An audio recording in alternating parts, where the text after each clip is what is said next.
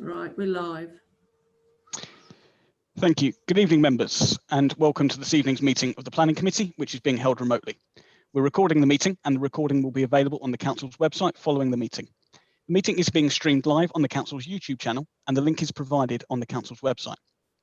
Please note that any comments posted on the chat feed of the Council's YouTube channel during the recording of the meeting will not be monitored by the Council. All mobile devices should be switched off or set to silence. The meeting is not interrupted by ringtones. Please switch your profile to mute unless you are speaking. The procedure for each item is that the planning officer will present their report and committee members will have the opportunity to ask any technical questions of clarification. The planning officer will then read out any written statements received from members of the public on a particular item. The meeting will then be adjourned to enable those who have given notice they wish to address the committee on a particular application that they are able to do so. And each person, if they address the committee, will have 3 minutes to give their views. Once all comments have been received, the meeting will be reconvened for the members of the committee to discuss the application and reach a decision. Agenda item number 1, apologies for absence. We have Councillor Schrader substituting for Councillor Turner, and we have apologies from Councillor Macpherson-Davies. Thank you, Sarah. Agenda item number 2, any declarations of interest, and I will start. I have been lobbied on item number 4. Councillor Morris. Also lobbied. On agenda item 4? Yes. Yeah. Councillor Fellows? Yes, I've also been lobbied on item number 4, but I, as usual, didn't respond. Councillor Rimmer? I've also been lobbied on item number 4, and they were good enough to tell me they were lobbying me. Thank you. Any other member declarations of interest? Councillor Brown? Yeah, item agenda 4. I've had several lobbies, if you like. Thank you. Thank you. Any other members? Councillor Kettle? Yes, I've been lobbied quite a few times on agenda number 4. Thank you. Okay. I feel quite left out now.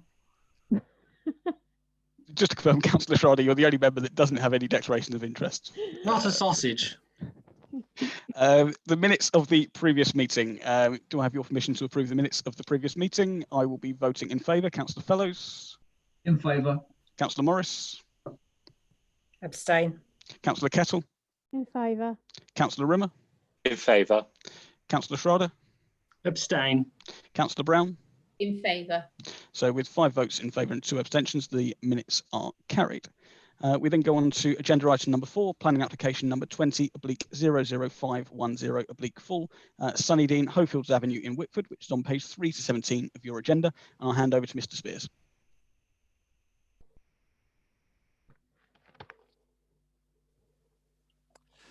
Right, thank you very much, Chairman. Charles, if you go to the next slide, please. And the following one, please. Thank you. Okay, well, the site is located to the east side of Hofields Avenue at its junction with Hofields Drive. Includes a detached bungalow fronting Hofields Avenue with its garden parallel to Hofields Drive and a group of outbuildings at the far eastern end of the site. As you can see, the sort of relationship in the wider area on the left on the OS plan, and then on the right on the aerial view, you can see sort of the bungalow with a brown coloured roof, the sort of garden to the left, to the right of that rather, and then the outbuildings at the very far eastern end of the application site. The area below that you can see there is actually the site of Jessamine, which some members may recall from previous applications before the committee. If we go to the next slide, please, Charles. Okay, just a few photos. These photos show the existing bungalow, which currently fronts Hofields Avenue, with a detached garage adjacent to the southern boundary of the site with Jessamine, and then the private garden area to the east of the bungalow. You can see just there, sort of a patio area, grassed area, and some small sort of wooden sheds within the garden. Sort of fairly typical residential curtilage. And if I go to the next one, please, Charles. And these photos show the outbuildings to the eastern end of the application site. The left-hand one is obviously viewed from the road in Hofields Drive, and the other one is a view from the sort of southern end this sort of, I suppose, small yard around which these buildings are set. The buildings sort of are established, obviously clearly been there a number of years, but there is a lack of planning history to confirm their specific use. The applicant actually refers to the outbuildings as being used for storage, workshops, and uses incidental to the adjacent dwelling. If I could have the next slide, please, Charles. Thank you. This is the plan of the existing site layout. It shows the existing bungalow on the left with its garage and the small sort of residential outbuildings, and then obviously to the right are the cluster of slightly larger outbuildings that you saw in the earlier photograph, set around a small sort of a small yard accessed from Hofields Drive. And if I could have the next one, please, Charles. Okay, well, this is the proposed layout. Proposal is to demolish the existing bungalow and outbuildings and to construct 5 new bungalows. One sited in roughly a similar position to the existing bungalow, sort of 2 within, I suppose, effectively the current rear garden of that property, and 2 in the area of the outbuildings at the eastern end of the site.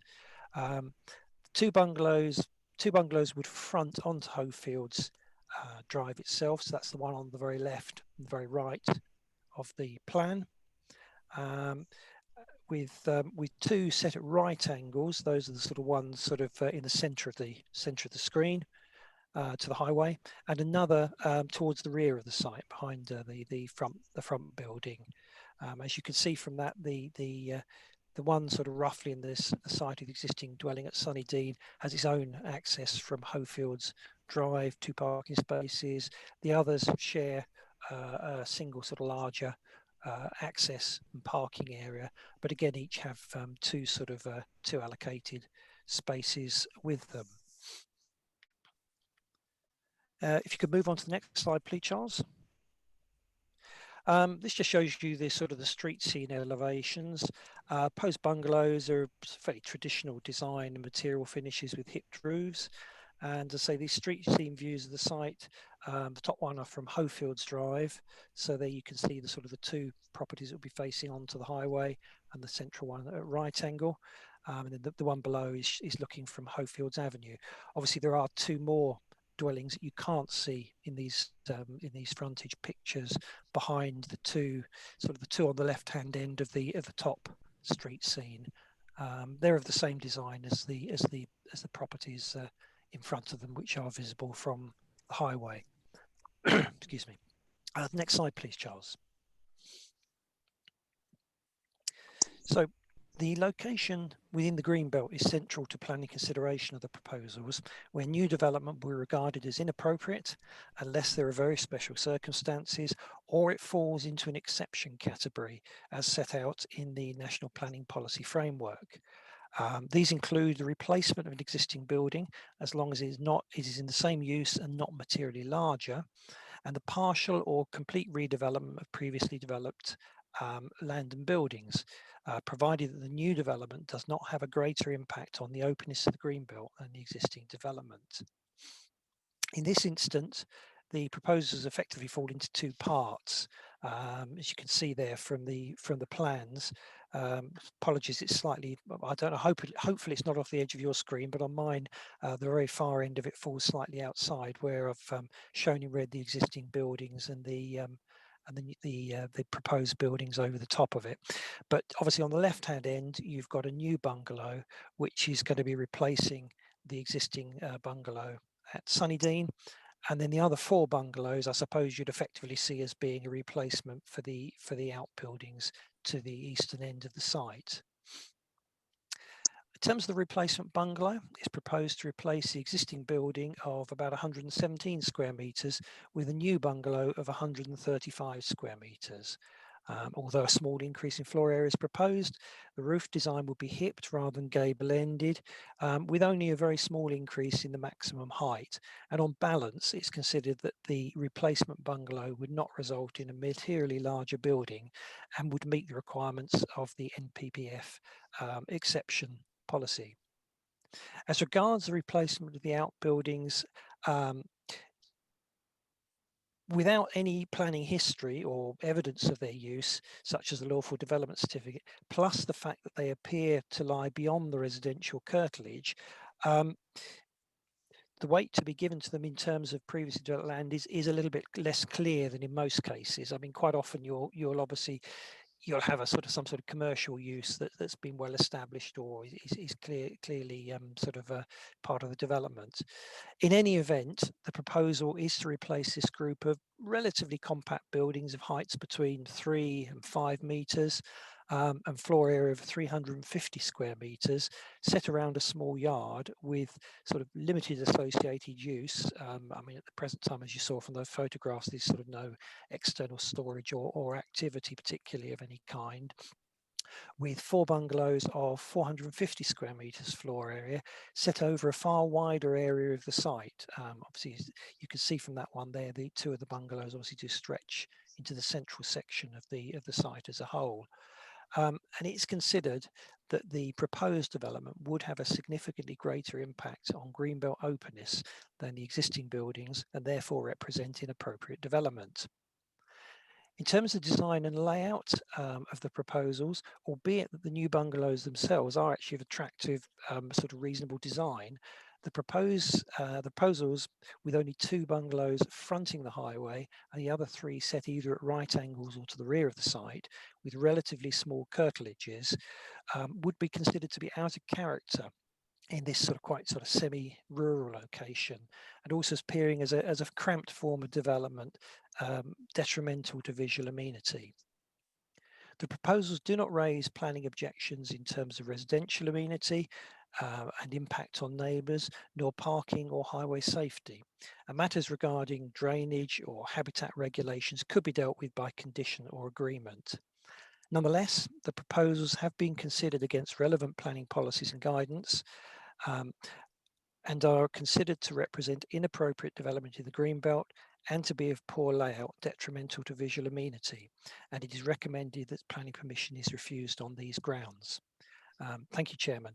I do have one letter that's been passed to me from the applicant, who has asked for that to be read out to the committee, but obviously I'll leave you to decide when you wish me to do that. Thank you, Chairman. Thank you, Mr. Spears. We'll come to the letter once we've gone through the technical questions for clarification. So I'll call each member individually to ask if they've got any questions, technical questions of clarification. Councillor Rimmer. Yes, thank you, Chair. Essentially, I understood with the local planning process, but I can't remember exactly where it got to, so this is where I'm needing the clarification. But the Hofields and Honeyfield Neighbourhood Forum were looking at creating a neighbourhood plan. And I just wanted to know, A, have they been consulted, or sorry, is my recollection correct, or did it get anywhere? And B, even if it's not correct, were they consulted in any way as part of this process? That's one of my first questions. Yeah, I mean, the proposals for a neighbourhood area and an allocation within the area is within the emerging local plan, and obviously, as you're aware, that has yet to go before a planning inspector. In terms of actually notification, no, the notifications we undertook were with consultees and with Sorry, Mr. You've Spears, gone on mute. you've gone to mute.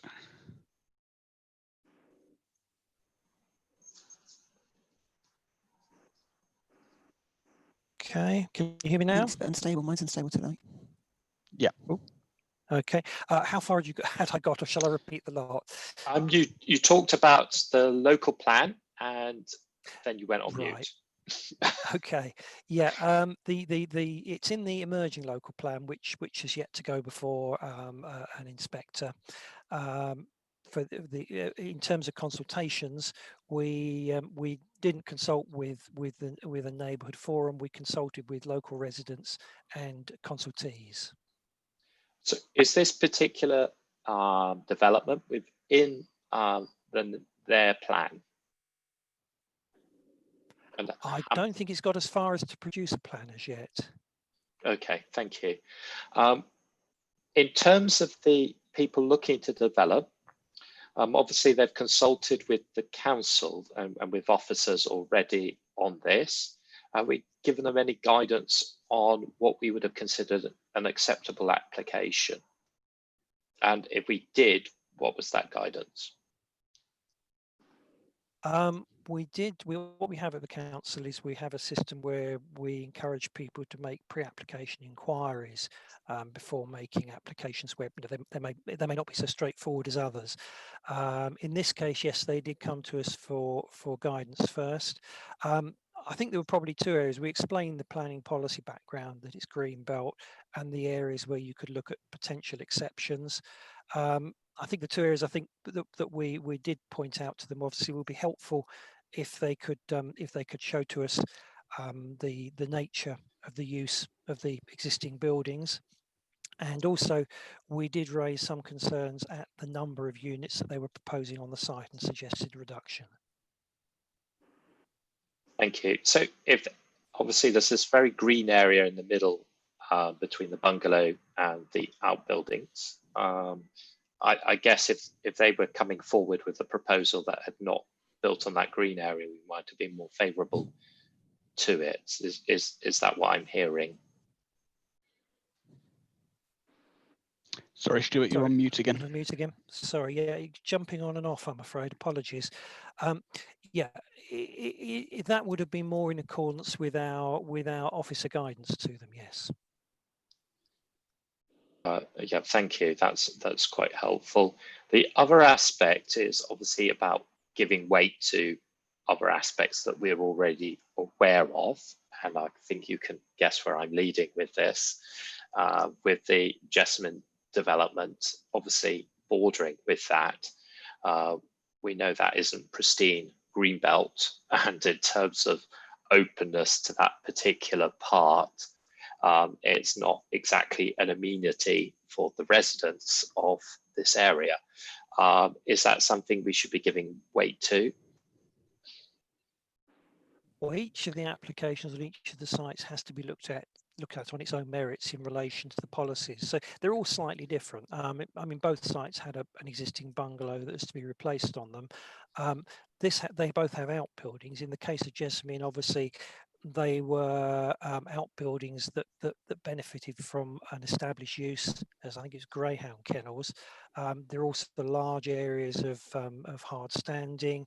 Commercial use sort of potentially generates additional activities, additional vehicle movements, which would offset sort of the effect of any replacement dwellings. Obviously, potentially you could argue in this case the level of residential development I think that they're proposing isn't so well offset by the buildings that they're proposing to remove from the site. I appreciate, sorry, apologies. I think you misunderstood my question, and the answer you gave was understandable, but I'd asked a similar question in technical, so that maybe went there with that. But it was just to do the openness of the green belt, that particular aspect, since we know that there's a built-up area next to it that is technically considered green belt. Does that have any sort of bearing on this at all in terms of that openness argument? That was my question, sorry. Yeah. Sorry, Stuart, you're again on mute. Just before you come back in, Councillor, are you asking just in relation to this particular application, because we can only determine the application that we see? I am indeed. I'm just looking. Obviously, I've got some knowledge from, as most of the committee members do, about the built-up area near it, but it's obvious on the aerial photo as well.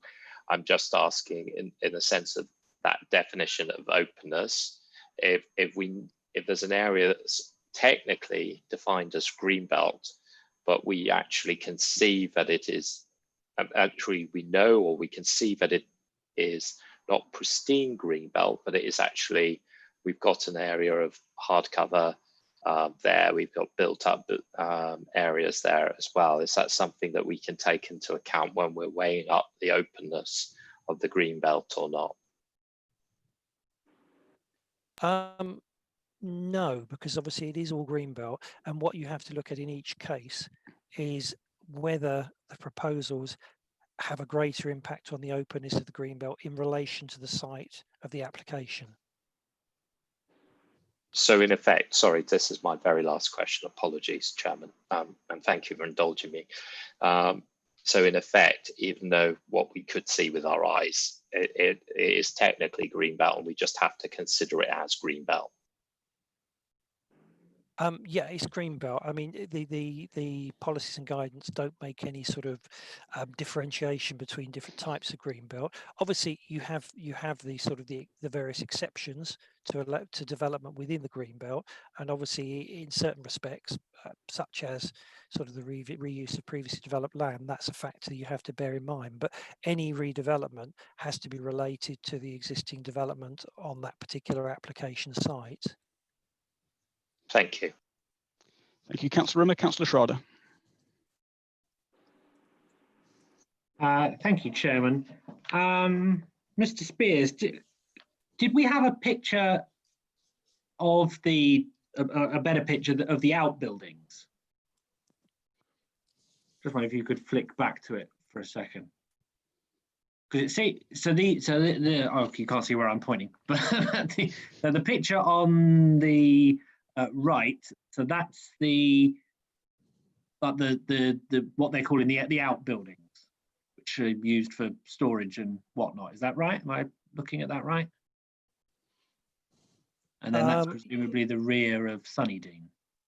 No, the buildings you're seeing there are all part of that little group of outbuildings at the eastern end of the site. One's just looking north and one's looking south. I see. Oh, I see. Right. Okay. Right. I've got you. Okay. So would I be right in saying that the crux of the sort of the objection to this is the question mark over the existence of the outbuildings clearly exist, but what we're saying is that there isn't sufficient evidence of their established use. So am I interpreting that correctly? It's sort of twofold. You've got the sort of the principle in terms of the replacement of them, but it sort of overlaps because you've got buildings there, but I don't want to say they've got nil use, but their use is unclear. Now, where you've got a clear use, you can give weight, more or less weight, I suppose, to how much the use itself impacts on the greenbelt as well as the buildings.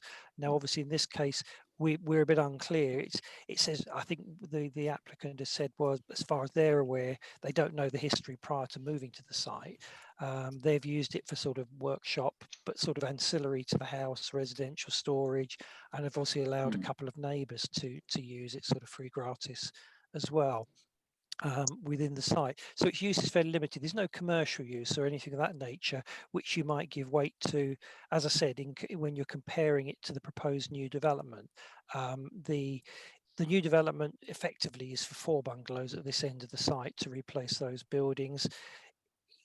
The footprint and scale of the new development would be greater than the scale of those buildings. Now, sometimes you can make some allowance for the removal of the use that the buildings have as well. Now, obviously, in this case, their use is pretty limited. I mean, there is no clear use going on the site, so their impact in terms of their use on the openness of the green belt and activity that they generate is pretty limited, as opposed to, say, a kennels or, I don't know, car repairs or something like that, where we have dealt with on other sites across the borough, where you can also make an allowance in terms of how much redevelopment you allow on that basis as well. Yeah, I mean, I take on board what you're saying about the fact that they're moving beyond the sort of existing footprint of those buildings. I'm not sure how much relevance it is what they're used for, I suppose, because I could understand it if they were just like potting sheds or something, you know, like you could buy flat packed at B&Q and just put up. They seem to be quite substantial structures. So yeah, that's the only thing that's ruminating in my head at the moment, Chairman, over those. But that's me settled for now. Thank you. Thank you, Councillor Schrader. Councillor Kessel.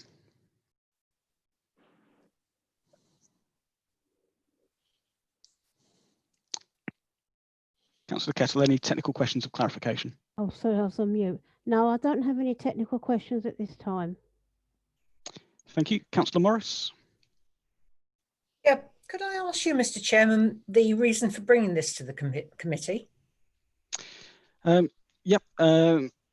We've considered a number of applications recently within the Greenbelt area, and I thought it was a good opportunity for committee to discuss this, to review it, and some of the points that members have made. Yeah. Okay, and Mr. Spears has made the observation that what's being proposed is unsatisfactory design. I wonder if you could sort of elaborate on what about the design is not satisfactory. Yeah, I mean, we're not talking about the individual design of the dwellings themselves. They're fairly traditional sort of rectangular bungalows. It's more in terms of the fact that in terms of the character of the area, which is really of frontage development, this is sort of a development where you've got sort of only two properties fronting onto the highway. You've got two buildings that you have a building that flanks the highway and another one beyond that, sort of in a similar relationship, and another further back in the side, accessed off a single driveway. I think it's just more that while this type of development there might be areas where it would be appropriate and it would be in keeping with the development around it. This is a site where it's fairly semi-rural, and you would expect to see sort of individual plots facing the highway, you know, probably with their own access points, as opposed to this sort of more sort of, I suppose, almost muse type development that's shown at the eastern end of the site. So there's also a degree of overdevelopment in so much as the acreage that they're taking up is far higher than that that's there at the moment. So therefore, if, say, one of those units was taken off, which would then make it a similar amount for what's already there, and they were all facing the same way, would that satisfy the design aspect? I think you could probably come up with a layout that would work a lot better than that. But yeah, you're correct. I think in order to do that, it would probably mean a reduction in the number of units. Okay. Just one last question. On one of the shots, I think the one we ended up on, that if I can have the slide up that we ended up on, that'll do. I think. No, yes. In the overhead picture of the site, there appears to be a road going through the area where the outbuildings are. Where does that lead to?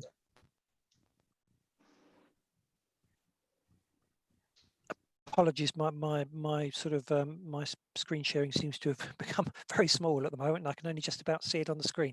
I think it's just an access track into the adjacent field, nothing more than that. Because obviously, if those new bungalows were built at the bottom there, that would be cut off. And I was just ruminating as to what effect that would have, if that had to have a further effect. You know, we were talking about the use of the outbuildings and what effect that would have if they were no longer in use. I'm also thinking about what effect not having that road in use would have. Is that something I should be thinking about? I think it only, as I said, it only accesses a relatively small field on that side of the road, which, as far as I'm aware, I don't think is agriculturally used at the present time. I think it's probably just to maintain that individual field. I mean, I think they would probably just get to the field a little bit further along Hofields Drive if they needed to. Okay, thank you. Thank you, Councillor Morris. Councillor Fellows. Thank you, Chairman. Yeah, one of the problems of going late in the queue is most of the questions have been asked, but there are one or two others. I take the point that Councillor Schrader was making about the size of the existing outbuildings. I mean, they're not insignificant. With regards to the gardens on the 5 bungalows, do all of them, as proposed, meet our standards, please?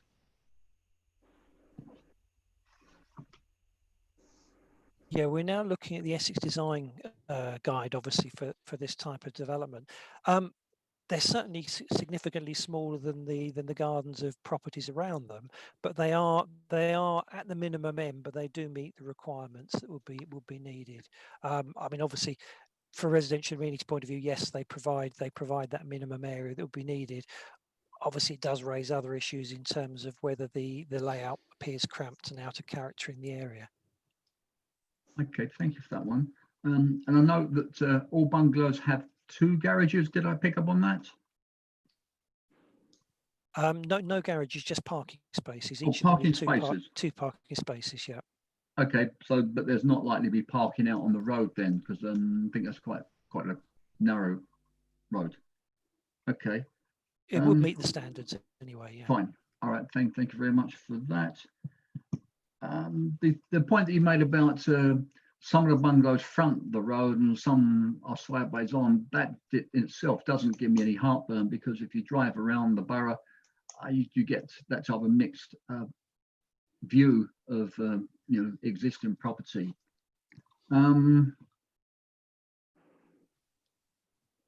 Think I'll leave it for that at the moment, Mr. Chairman. Thank you very much. Thank you, Councillor Fellows. Councillor Brown. I have no technical questions, thank you. Thank you, Councillor Brown. Just going to echo Councillor Fellows' point there that I have gone last in asking technical questions, and everybody else has already asked those that I would have done. So thank you. We have no member of the public wishing to address the committee, but we do have a letter. Sorry, Chair, I raised my digital hand for some technical questions. That's okay. Yep, if you want to. Yes, thank you, Chair. So it's just going back to this. I mean, you've mentioned it a couple of times about, and apologies, I don't want to paraphrase you or actually misinterpret your words. So I'm trying to clarify to make sure I'm absolutely right on this. When we're talking about this development, you've mentioned a few times out of character with the area. And I'm just looking at the area, and I'm seeing an extremely built up industrial area next to it. Now, I know there's plans to turn that into a residential area. So, but in terms of comparison between what's there and what's next to it, should I be taking this into account? Because you are often saying to me and the committee, you're comparing it to the area. And we've done this with other residential streets where we've actually compared the street scene. And we've actually said, well, actually, this 2-bedroom house being converted from a bungalow is okay because other properties have done the same. So we know this is going on. And I'm just thinking about the weight I need to be putting to this, because I want to come to a considered opinion on this, knowing what we know. Yeah, I mean, there's two sides to this. Obviously, Greenbelt, you're looking really at the site itself and the impact of the development and whether it has a greater impact on openness. In terms of character of the area, that's sort of related to visual amenity. The site to the south was obviously particularly unattractive, I think, at one time. I think it's fair to say at Jessamy. That has actually now been cleared in preparation for its redevelopment for the 3 houses. So you could argue, well, the grant of that consent for the 3 units on there is now leading to it being improved in its design, obviously with three frontage bungalows. I think I'd still say this was cramped and did appear out of character in this area. It's a sort of development you might find in the sort of more urban areas within Basildon, Wickford or Billericay, where you do have, as Councillor Ferrers quite rightly said, you do have properties flanking onto the road. You do have properties accessed from small muses or driveways. But I think in the more rural areas, you do tend to expect to see sort of, at least what appear to be sort of individual plots facing onto the highway itself. Thank you. Okay, Mr. Spears, if I could invite you to read the letter from the applicant, please. Thank you, Chairman. Okay, this is from Jill Walsh, who's the owner and the applicant. Dear councillors, thank you for giving me the opportunity to address the committee via letter. Our application is for 4 new bungalows and 1 replacement bungalow. As most of you are aware, Hofields has a very long and checkered history of unlawful development, resulting in a very large imbalance in the community. quite at odds with the NPPF guidelines and not addressed at all by the submitted revised local plan. Approval of this application, together with the 3 bungalows at the adjacent property Jessamine, which were approved 2 weeks ago, would go some small way to addressing the current imbalance. Certainly a small step in the right direction. The layout of the site has been designed to minimise the number of ingress-egress points onto Hofields Drive and specifically minimise the number of dwellings fronting onto Hofield Drive. In fact, one of the dwellings cannot be seen from Hofields Drive at all. The combined footprint of the existing outbuildings, excluding the current bungalow, is 407 square metres. The combined of the proposed development, excluding the replacement bungalow, is 448 square metres, an increase of only 10%. The outbuildings have been in situ for at least 30 years, according to long-standing residents, and were in continual use until we bought the property in 2000. We cannot prove this, but have no reason to doubt it. I'm advised that the definition of previously developed land includes a reference to permanent structures, which the outbuildings are, and does not exclude outbuildings used for purposes incidental to the dwelling. The current outbuildings do nothing to enhance the local area. The new proposed development with landscaping and gardens can only improve on the street scene. We believe there will be more green space visible, with each property having a visible garden from Hofields Drive, rather than the street scene as it is with an extensive area of buildings and a large concrete area. The application, should you approve it, can only enhance the local area. Hofields Drive is a smaller road than Hofields Avenue, used primarily by 5 settled residents, all of whom have no objection and who indeed would welcome the development, and by 3 unauthorised traveller pitches at the top of our field.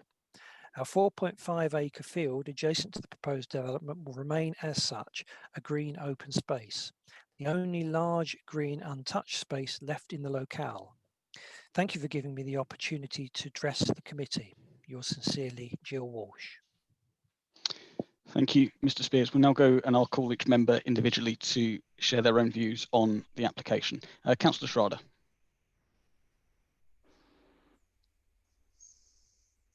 I get to go first. Well, I have a great deal of sympathy with the application. I haven't fully made up my mind yet, so I'll be interested to hear what colleagues have to say. But for me, the real question was over the provenance, if you like, of the outbuildings. They seem like fairly permanent structures to me, and I mean, I'm satisfied that they've clearly been there for as long as Mrs. Walsh says they have been. I don't see any reason to doubt that. So yeah, at this point, I have a lot of sympathy with the application. But I'll be interested to hear what other colleagues have to say. I don't think I have anything else to add to the deliberations at this point, but that's where I'm sort of sitting at the moment. Thank you. Thank you, Councillor Schrader. Mr. Spears or Mr. Sweeney, could I ask you just to take the screen off sharing so that it's easier to see members? Councillor Rimmer. Yes, so it's a really difficult one. I think I would have preferred this application, if I'm absolutely honest. I think it would have been a slam dunk of, yes, go ahead, if it was like 3 properties, because of the actual outline and seeing that middle bit of greenery and seeing what it's replacing for me. But I'm very sympathetic to this application based on what we know is actually next door and actually the openness of the green belt itself. I think on balance, I would be voting in favour of this application based on what's already there and based on the fact that actually the bit of greenery that's in between the property and the outbuildings themselves isn't exactly open. It's really very much private. It's enclosed in effect. It's between those buildings and it's between that road, Hofields Drive, There's another road further down as well, and to the south you've got Jessamine. And there is still, I think when we're looking at the openness of the green belt, I don't actually see this application based on what we've already had passed by appeal and what this committee already passed at the previous meeting. I think it would be, knowing what I know, I don't think I would actually be being true if I was to say that this was to compromise the openness of the green belt in any way whatsoever. I know too much about the surrounding area from what we've been told to think that there's no reason not to pass this application based on what we've been told, especially thanks to the officer for being as candid as he possibly can and actually saying that, you know, although he's on balance against it, that there were a lot of the aspects that actually passed guidelines. Thank you, Councillor Rimmer. Before I bring in other members, I'm going to set out my own position. And I'm judging this on the basis of the presentation that we've had in front of us and the report on this application and this application alone. And I agree with the points that Councillor Schrader made, both in the technical questions for clarification, but also the points that he's made since then around the presence of the outbuilding gives me some indication that there's land that's developed on. And similar to the points that Councillor Rimmer's made, I don't think the development of these properties impacts too much on the openness of the greenbelt. It's very rare that I disagree with our officer's recommendation, incredibly rare, as members will know. But looking at the, we've accepted in looking at the report, we've accepted in part and an increase in the size of the bungalow, the replacement bungalow. We've accepted a marginal increase, and on a property by property basis, it's not too dissimilar on the additional properties. So I think on balance, in line with looking at the openness of the greenbelt, I don't think it's has too much of an impact, but that's based on this application and this application alone. Councillor Morris.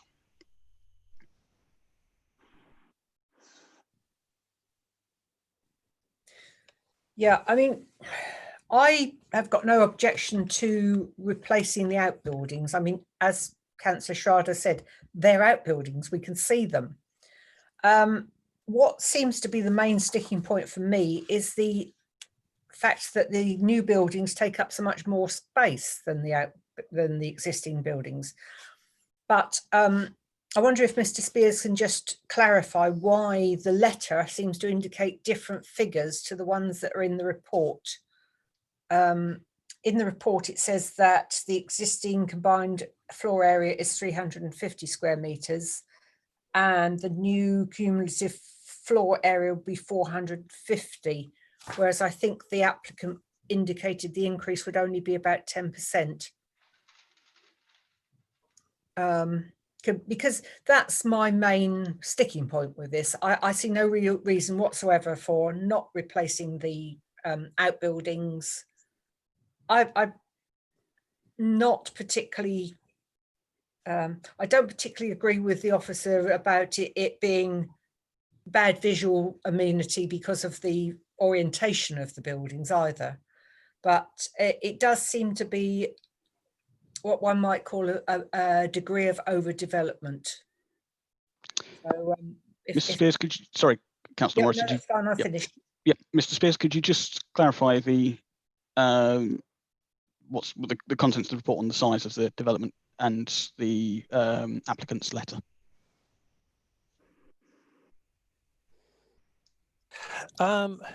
Yeah, so we're looking at, well, I think our figure in terms of the bungalows is about the same, isn't it? 450 there. It's the difference in terms of existing structures. I think we've taken the outbuildings as being the cluster of outbuildings at the rear of the site. I think what they've probably done is included sort of there's a couple of small sheds and a summer house, and within the actual garden of the property itself. So sort of more sort of transient structures.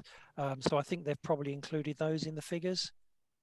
It doesn't really provide a lot more detail than that. So I apologies if I'm wrong, but that would be my best guess. Thank you, Councillor Morris. Do you wish to add anything further? No. Councillor Kessel. Yeah, I don't know the area, but looking at the plan, and again, it's not the actual bungalow, but it's the outbuilding. And as you know, that I'm against taking up any sort of greenbelt property. If they're replacing it with something and it doesn't conform with the area, but it stays within the area and doesn't go over onto the greenbelt, then I'll probably, vote for it. So could Mr. Spears clarify that nothing will be touched on the greenbelt at all, whether it goes over? If it's on the remaining site that's already done, down, and everything, they just knock it down, rebuilding it, and that's fine. But obviously where the greenbelt is, and that is, I don't know. Similar to Councillor Morris's question there, Mr. Spears, Yeah. could you just reconfirm that the size of the existing outbuildings and the size of the proposal? Yeah, I mean, obviously the whole of the site is within the greenbelt, so it is on greenbelt land. The buildings themselves, I mean, they all stay within the area of the site, which is either the existing residential curtilage of the original bungalow or the area where the proposed buildings are sited, the yard area at the rear of the site. In terms of floor area, as I said, I mean, that's obviously only one measure. You've got to look at the scale of the buildings as well and any activity. But in terms of floor area, no, I mean, I'm happy with my figures that it is about, I think it's 100 square meters increase between the floor area of the cluster of outbuildings to the eastern end of the site and the four bungalows that are proposed to be built to replace those. Before I bring you back in, Councillor Kettle, Councillor Rimmer has just raised his hand just in relation to the officer's point. I assume they're linked. Absolutely. It's just on this understanding of the other outbuildings. Obviously, we can see the outbuildings that have been there for 30 years. And you were talking about a greenhouse and a shed. I'm just wondering, with the permitted development rules that they stand, let's say disregard this application, would they have just been able to convert these buildings into other structures through permitted development rules?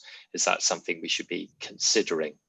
And when we're weighing up the actual level of footprint that's actually being increased or not? Mr. Spears? Yeah, I mean, obviously, dwellings do benefit from quite significant permitted development rights these days. The buildings themselves, I mean, they're wooden sort of single skin structures, so I don't think you could probably really convert them to anything more than sort of potting sheds and that type of storage within the site. It certainly would be possible for additional outbuildings for purposes sort of incidental to the enjoyment of the dwelling house to be constructed within the curtilage of the existing bungalow, provided obviously they met the various sort of various criteria set out in the GDPO. Councillor Kettle, did you wish to raise any further points? No, I've said what I've got to say, and I agree with Rimmer and Carol, all of the same thing. Yeah. Thank you, Councillor Fellows. Thank you, Mr. Chairman. Well, this is a difficult one. It's greenbelt. Historically, it's greenbelt, although I believe it's kind of losing its status more and more each year, but it still is officially greenbelt. There's a paragraph that starts from the officer that says the proposed replacement of the existing bungalow is not considered to represent inappropriate development. And then it comes down to, well, how do we gauge the 4 additional bungalows against the outbuildings with their unknown history?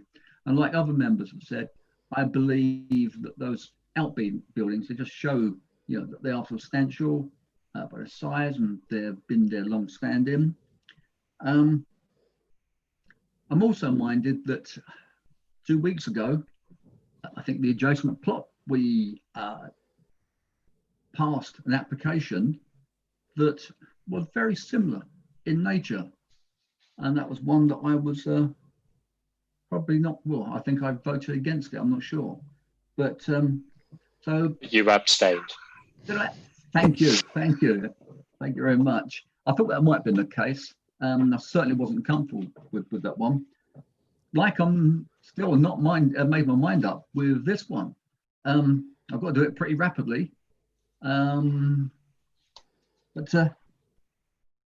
yeah, I've asked all the questions that I need to ask. Thank you, Mr. Chairman. But it's not clear cut. Thank you, Councillor Fellows. Councillor Brown. Okay, just a few things. I'd remind members that Greenbelt is not a description. It's not a description of what's next door. It's not a description of what's down the road. It is a legal definition. And therefore, we have a legal set of definitions as to what can and cannot be built on Greenbelt land. It is a legal definition, not a description. There is no such thing as good or bad Greenbelt land. It is a legal definition. What I would say is whether or we need to consider the replacement bungalow. Our officers have said that that is like for like, and therefore that is permitted development within the Greenbelt. For everything else, we need to consider whether or not the buildings, what their use is and whether or not we consider them to be permanent structures. I would remind Councillor Morris and Councillor Schrader that they previously have considered greenhouses as permanent structures when we think about Oak Hill Road. I'd go on to say in our officer's report, it says irrelevant as to whether or not we do or do not consider them structures, that even if we could accept that they have always been there and may be replaced, we then need to consider whether or not as a committee, we consider the properties, first of all, to be in keeping. This area does have frontal properties across the rest of this area, as opposed to side properties. The other thing that we need to consider is whether or not the 350 presently is okay to be replaced by 450. And I think that is the main crux of this. We need to each individually decide for ourselves whether this is or is not overdevelopment. The principle of being able to redevelop this land is, in my mind, there, that this is previously developed land. It's the other two issues that for each of us we need to decide upon. Thank you. Thank you. There are no other members to speak, so we will now proceed to Councillor Rimmer. I appreciate all of those points. I know all of those points. I'm weighing up all of those points. Thank you very much, Councillor Brown. Thank you. We'll now go to the vote on the recommendation that planning application number 20/00510/4 be refused planning permission for the reasons set out at the end of the report, which is on pages 12 to 15 of the report. As I said earlier on, I'm minded to, and I will vote against the recommendation as set out earlier on. Councillor Schrader. Against, Chairman. Councillor Rimmer. Against, Chairman. Councillor Morris. For. Councillor Kessel. I'm going to abstain on this this one. I'm not Councillor Fellows. Sorry, Councillor Fellows, you're on mute. Sorry, Councillor Fellows, you're still on mute. Okay, can you hear me now? Yeah. Okay, yes. Sadly, I think that it's a bit too far. It is overdevelopment, so I'm going to accept the officer's recommendation. Thank you. Councillor Brown.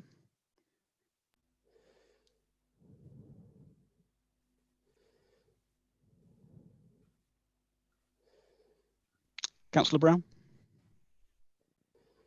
Sorry, you're on mute.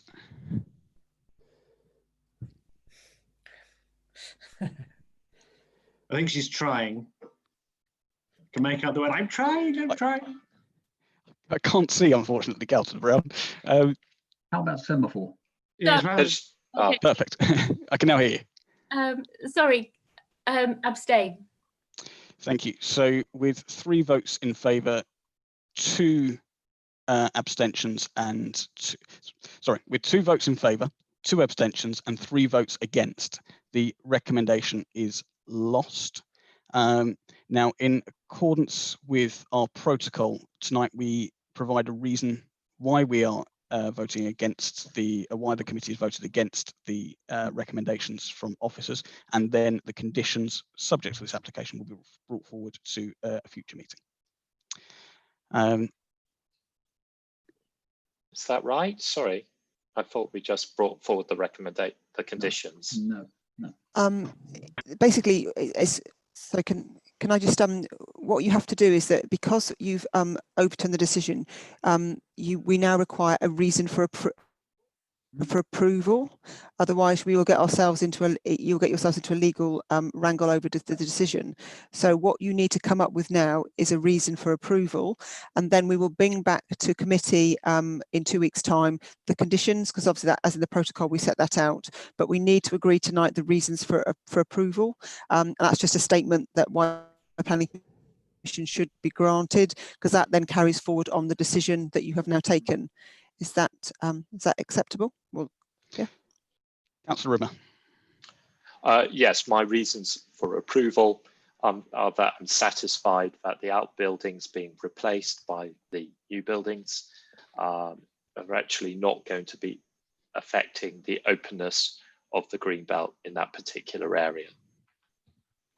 And that, as such, based on the fact that other planning guidelines have been met in terms of space of garden, in terms of parking spaces, and I'm satisfied that it's in accordance with the NPPF and Green Belt policy. Thank you, Councillor Rimmer. I think this really comes down to the reasons for around the openness of the green belt, certainly from my perspective, that the NPPF does allow development within green belt, provided it doesn't threaten the openness. That's one of the exceptions. So if I could read a short statement to members, and we'll then vote on the reasons for accepting this and overturning the decision tonight. That the development is inappropriate. That development is inappropriate within the green belt, and by definition would be harmful to the green belt and should not be approved except in very special circumstances. The harm to green belt by reasons of its inappropriateness, however, can be outweighed by the considerations. In this case, exceptions can be made in terms of the development seeking to provide limited infilling, which would seek the complete redevelopment of in-part development land, and therefore in accordance with paragraph 145 of the NPPF. The size of this development by reason of its size, presence and character would not have a greater impact on the openness of the green belt than the existing development. So I will now put that to the vote, and I will vote in favour of that recommendation. Councillor Morris. Favour. Councillor Schrader. In favour. Councillor Kettle. In favour. Councillor Brown. Abstain. Councillor Rimmer. In favour. Councillor Fellows. Sorry, Councillor Fellows, you're on mute. Abstain. So with 5 votes in favour and 2 abstentions, that is carried. So we now proceed, and we will defer the conditions to the next meeting of the Planning Committee. Just to confirm, we need to vote on deferring the conditions. No, so yeah, so we don't need to vote on deferring the conditions to the next Planning Committee, but that will be deferred to the next Planning Committee. So we now proceed on to agenda item number 5, Planning Appeals and Enforcement Update. Mr. Sweeney, is there anything you wish to point out to us?